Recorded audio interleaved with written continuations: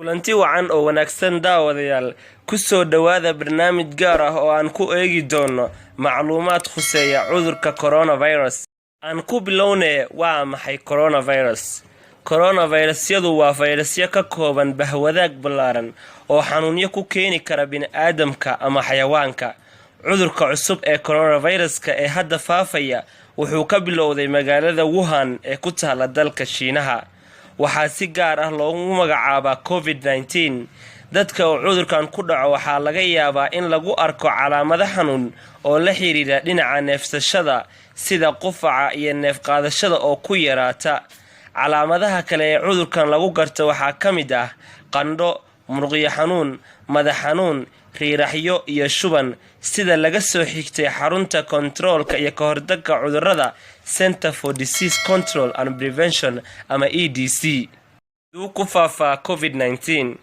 cudurkan waa mid dadku isku gudbin karo gaar ahaan haddii ay dadku aad isugu dhow yihiin ama ay isku jiraan 6 tilaabo wax ka yar. wuxuu ku faafi karaa dhibicyo aad u yaryar sida candhuufta ama xaakada oo ka soo baxa habdhiska neefmarka qofka xanuunsan markii uu qufaco ama uu hindhiso. dhibcahan yaryar waxa ay dadka kale ee qofka jiran u dhow ka geli karaan afka ama sanka. dadka waaweyn ee xaalado caafimaad oo kale awalba qabay ayaa xanuunkan aad ugu nugul. sidee ayaan isaga difaaci karaa cudurkan dadka kalena uga ilaalin karaa? khubarada caafimaadka waxay soo jeedinayaan in aad gurigaaga iska joogto haddii aad xanuunsan tahay. xarunta kontaroolka iyo ka hortagga cudurrada waxay ku talinaysaa in aad gacmahaaga saabuun iyo biyo ku dhaqdo ilaa 20 ilbiriqsi gaar ahaan markaad qufacdo, hindhisto ama diifsato. ka taxadar in aad u dhawaato dadka xanuunsan. isku day inaadan taaban wejigaaga. daawadayaal intaas ayaan ku soo afmeeraynaa qaybtii hore ee barnaamijka COVID-19 oo aan uga hadlaynay macluumaad khuseeya cudurka coronaviruska.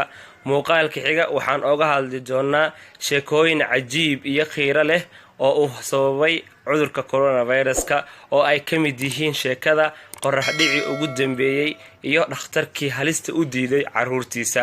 intaan barnaamijkaas ku kulmi doono daawadayaal waa Faarax Fawzi oo idinkaga tegaya sidaas iyo nabadgelyo.